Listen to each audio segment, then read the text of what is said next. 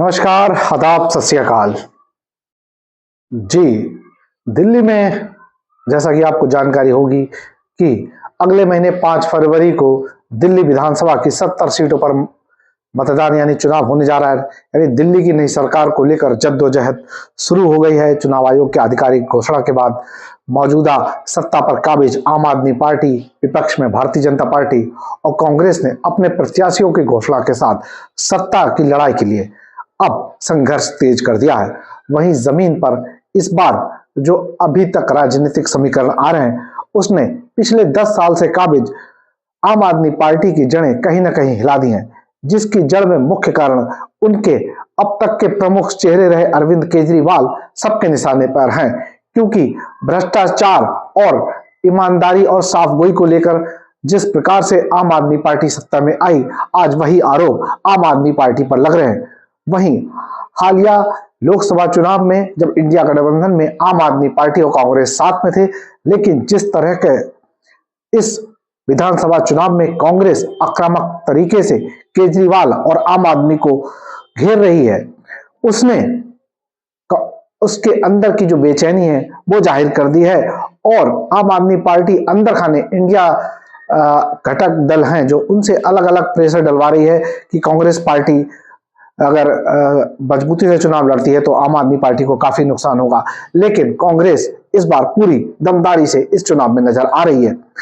खुद अरविंद केजरीवाल के खिलाफ दिल्ली की पूर्व मुख्यमंत्री शीला दीक्षित जी के पुत्र संदीप दीक्षित मैदान में है और वो लगातार अरविंद केजरीवाल के आरोप पर आरोप और खुलासे पर खुलासे किए जा रहे हैं, जिसने अरविंद केजरीवाल की बेचैनी अब बढ़ा दी है। यही नहीं, वो तमाम छोटी पार्टियों से गठबंधन की अपील कर रहे हैं, अपने लिए समर्थन की अपील कर रहे हैं, जिसमें उत्तर प्रदेश में समाजवादी पार्टी से राष्ट्रीय अध्यक्ष अखिलेश यादव और पश्चिम बंगाल के मुख्यमंत्री ममता बनर्जी ने भी आम आदमी पार्टी के समर्थन की बात कही है। भले ही इन दोनों पार्टियों का दिल्ली में वजूद नहीं है, लेकिन एक मॉरल सपोर्ट के लिए आम आदमी पार्टी कांग्रेस पर दबाव बनाने के लिए यह सब रणनीति राजनीति में आजमा रही है।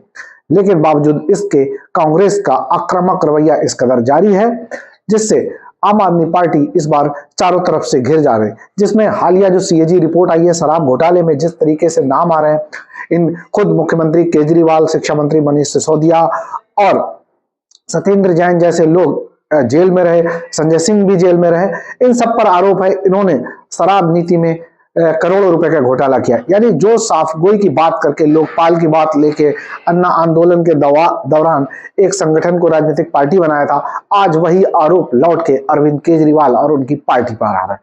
अब बात करते हैं अरविंद केजरीवाल की शरण में। जी हाँ, कल आम आदमी पार्टी के राष्ट्रीय महासचिव संजय सिंह ने आरएलपी प्रमुख सांसद हनुमान बेनीवाल से समर्थन के लिए उनसे मुलाकात की और उनसे समर्थन की बात कही। उन्होंने अरविंद केजरीवाल का उस बयान का जिक्र करा जिसमें उन्होंने देश में जाट जाति को लेकर आरक्षण की बात की कि केंद्रीय सूची में ओबीसी आरक्षण जाटों को भी दिया जाए। यानी ठीक एन चुनाव से पहले ही बीते 10 साल से जब सत्ता में है तब जाट समुदाय की बात उनको याद नहीं आई, लेकिन आज जब चुनाव बिल्कुल सर पर है तब उन्होंने जिस तरीके के जाट समुदाय को आरक्षण देने की मांग की, कहीं ना कहीं ये राजनीति से प्रेरित है। हनुमान बेनीवाल ने भी यही कहा कि वो अरविंद केजरीवाल और आम आदमी पार्टी के साथ है। जिस तरीके से केंद्र की सत्ता यानी भारतीय जनता पार्टी की जो राजनीति है वो तानाशाही प्रवृत्ति की है। और वहीं उन्होंने कांग्रेस पर भी आरोप लगाया कि ये दोनों पार्टियां मिलकर छोटी पार्टियों को खत्म करना चाह रही हैं, इसलिए उनका समर्थन आम आदमी पार्टी को दिल्ली में है। यानी कहीं ना कहीं कह सकते हैं कि अरविंद केजरीवाल अब हनुमान के चरणों में है। देखिए आरएलपी प्रमुख हनुमान बेनीवाल ने क्या कहा अपनी प्रेस वार्ता में। और दिल्ली पूरा देश दुआ कर रहा है कि दिल्ली में आप पार्टी जीते। अगर दिल्ली में आप नहीं जीती तो फिर ये निरंकुश शासन, अघोषित इमरजेंसी देश में कितने समय तक चलेगी। हमें तो ये भी नहीं बैठे बैठे फरमान कर दे मोदी जी कि वोट ही नहीं डालेगा कोई, क्या कर लेगा कोई, कैसे विरोध कर सकता है इनका बताओ। और ये भी कह सकते हैं कि जो सोना है वो लोहा हो जाए, लोहा है वो सोना हो जाए, कौन बोलेगा इनको। जिस तरह नोटबंदी के अंदर इन लोगों ने किया था, ये नोटबंद कर दी, वो कर दी, तो कुछ भी हो सकता है देश के अंदर। अग्निवीर का विरोध हम लोग कर रहे हैं, आप पार्टी भी कर रही है। किसानों के लिए हम लोगों ने लड़ाई लड़ी, मैंने एनडीए के अंदर था, सत्ता छोड़ी, मंत्री पद को ठुकराया। संजय सिंह इस बात की गवाह है कि ये बॉर्डर राजस्थान दिल्ली वाला मैंने ही जाम किया, गुजरात आरक्षण आंदोलन के समय भी जाम नहीं हुआ था और मंत्री पद को ठोकर मार के मैं सड़क पाया। आज बीजेपी के तथाकथित कई जाट नेता ये बात कह रहे हैं कि जाटों को आरक्षण केजरीवाल जी को, तो केजरीवाल जी थोड़ी देंगे, यहाँ तो आरक्षण है ही ऑलरेडी। मैं तो उनको धन्यवाद दूंगा केजरीवाल जी को कि जाट समाज की बात उन्होंने करी, प्रत्येक समाज की करी। और निश्चित रूप से जाट समाज के जो नौजवान हैं इस चुनाव के अंदर भारतीय जनता पार्टी को सबक सिखाएंगे, इनकी फूंक निकाल देंगे इस चुनाव के अंदर। मैं स्वयं भी इस चुनाव के अंदर जहाँ भी मेरी आवश्यकता पड़ेगी व्यक्तिगत रूप से भी आऊँगा। और मैं तमाम समाज, हम एक समाज की लड़ाई नहीं लड़ रहे हैं, हम पूरे किसान, जवान, गरीब, मजदूर, बढ़ती महंगाई और जो भी लॉ एंड ऑर्डर की व्यवस्था, उसमें हम हमेशा खुल के आम आदमी के लिए, देश हित के अंदर सारे लोग बात करते हैं। बस बीजेपी ने कोई देश हित का ठेका नहीं ले लिया कि वही देशभक्त है, हम लोग नहीं है।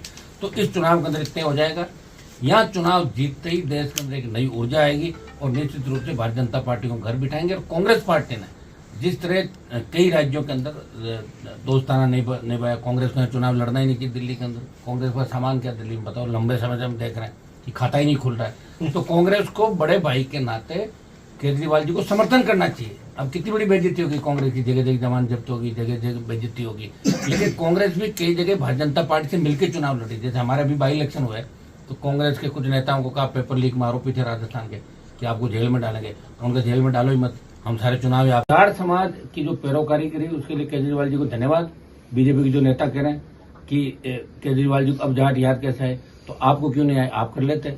9-10 स्टेट के जाट इंतजार कर रहे हैं देश के अंदर कि आप आरक्षण दो। आपने तो हरियाणा के अंदर किस तरह जाटों को गोलियों से भूना, भूले नहीं है वो दिन। हम लोग किसान आंदोलन में 700 लोग मर गए, हम भूले नहीं है। हो सकता है कि हमारे समाज के किसी नेता का व्यक्तिगत स्वार्थ बीजेपी के अंदर सिद्ध हो रहा होगा। हमारे धनखड़ साहब बैठे ना उपराष्ट्रपति, तो ठेका तो ले उन्होंने जाट समाज का, वो ठीक है अपना चापलूसी करके यहाँ तक पहुंच गए। लेकिन जाट कोई धनखड़ साहब के और दूसरे तथाकथित जाट नेताओं के साथ नहीं है। इस बार आप पार्टी के साथ है, हमारा झगड़ा भारतीय जनता पार्टी से। हम बीजेपी की हवा निकाल देंगे और देश में संदेश देंगे कि हम जिधर जाते हैं उधर सरकार जाती है। और हम जाटों का किसी झगड़ा भी नहीं, जाट तो सबको साथ लेकर चलने वाला। आप इतिहास उठाकर देखें, जितने भी धर्म पंथ आए जाटों ने आगे होकर स्वीकार किया। हर लोकतांत्रिक व्यवस्था के अंदर विश्वास रखने वाली कौम है, लड़ाकी कौम है, मजबूत कौम है। और मजबूत कौम देखिए, मैंने पार्टी राजस्थान में पहला व्यक्ति हूँ, सौभाग्य मुझे ही मिला। यहाँ आपके दिल्ली, हरियाणा, उत्तर प्रदेश, यहाँ तो हमेशा पार्टियां बनती थी, लेकिन राजस्थान के अंदर पार्टी बना के एक संदेश हमने दिया कि हम भी मजबूत हैं, हम भी आपके साथ हैं। जब आवश्यकता पड़ी देश के किसानों को, तो मंत्री पद को ठोकर मार के भाइयों के लिए सड़क पाया। और अग्निवीर का आंदोलन भी 2 बड़ी रैलियां जोधपुर और जो की वनमान बेनीवाल। लेकिन आगे भी मोदी सरकार के खिलाफ हम बड़ी लड़ाई लड़ेंगे और आज नहीं तो कल हम थकने वाले नहीं है। इनको थका देंगे, बीजेपी का दिमाग ठीक करेंगे। कांग्रेस पार्टी के दिमाग में जो कचरा है उसको भी देश और प्रदेशों के अंदर से निकाल देंगे और आप पार्टी की सरकार भारी बहुमत से दिल्ली के अंदर बने। जाट समाज के भाइयों से मैं आह्वान करता हूँ कि जो मुझे पसंद करते हैं वो सारे वोट आप पार्टी को दें, क्योंकि ये लड़ाई किसी बीजेपी के अंदर बैठे व्यक्तिगत सामाजिक, हमारा समाज का कोई नेता हो सकता है वो आके ये भी बात करेगा कि मैं जाट। उनको पता है कि उनको प्रधानमंत्री और गृह मंत्री से मिलने में 7-7 दिन समय लगते हैं। मैंने उनको बाहर बेंचों पे बैठे देखा, उनकी औकात क्या है। लेकिन इन बातों का भी ध्यान मेरे समाज के छोटे भाइयों को रखना है। जब आवश्यकता पड़ेगी तो हनुमान बेनीवाल और ये लोग आपके लिए गोली खाने के लिए सड़क पे मिलेंगे। और ये अभी चुनाव के समय आए, उसके बाद दिखेंगे भी नहीं। तो इन सब बातों का ध्यान रखते हुए पुनः दिल्ली की आम जनता से अपील करता हूं कि हम जो आपके लिए लड़ाई लड़ रहे हैं देश के अंदर, हमारी पार्टी छोटी जरूर है, लेकिन इंडिया अलायंस का जो हल्ला इन्होंने कर रखा उसमें राष्ट्रीय लोकतांत्रिक पार्टी का एक MP भी आता जो राजस्थान से आता है। तो RLP आप पार्टी को समर्थन करती है। मैं चुनाव प्रचार भी यहाँ पे करूंगा। और धन्यवाद आपको। हनुमान बेनीवाल ने कहा कि हम इंडिया अलायंस में हैं, लेकिन बावजूद इसके दिल्ली में हमें आम आदमी पार्टी को सपोर्ट करना चाहिए, क्योंकि वो आम आदमी की बात करती है। जो गरीब हैं, रिक्शा चालक हैं, इन सब की बात आम आदमी पार्टी करती है। और भारतीय जनता पार्टी नहीं चाहती कि ऐसी पार्टियां राजनीति करें, सत्ता में रहें, जिससे उनकी तानाशाही को नुकसान होगा। आप पार्टी जिसने आम आदमी की लड़ाई लड़ी दिल्ली के अंदर, हर आदमी की सत्ता में हिस्सेदारी कैसे हो, प्रत्येक गरीब आदमी, टैक्सी ड्राइवर से लेकर हम झोंपड़ियों के अंदर भी देखते हैं, रोज मुझे दिल्ली में हजारों लोग मिलते हैं।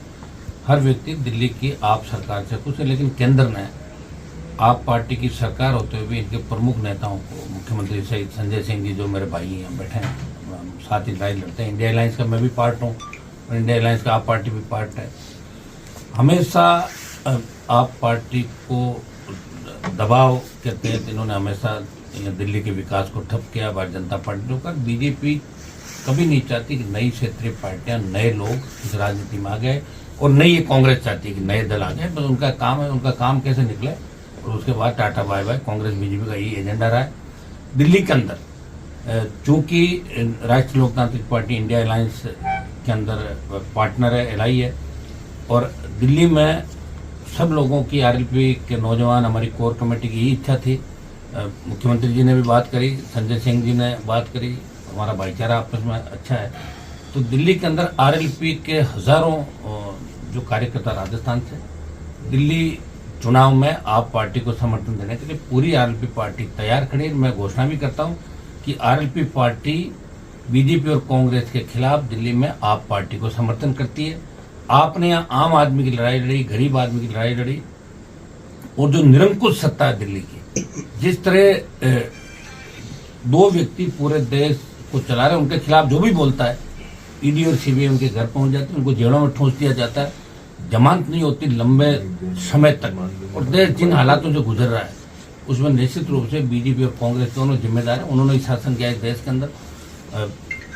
आप पार्टी का मेरे से बीच में अलायंस की बात भी राजस्थान के चुनाव में चली। उस समय अगर चुनाव में अलायंस हम लोगों का हो जाता तो निश्चित रूप से राजस्थान की तस्वीर बदल जाती, लेकिन वो नहीं हो पाया। उसके बाद इंडिया अलायंस के अंदर हम लोग आए, और इंडिया अलायंस के अंदर जब आरएलपी राजस्थान में आई तो कांग्रेस ने 11 का जो सपना था उनका, 3 हम एक सीट पे थे, हमारी पार्टी को तोड़ा, फिर भी हमने कांग्रेस को सपोर्ट किया।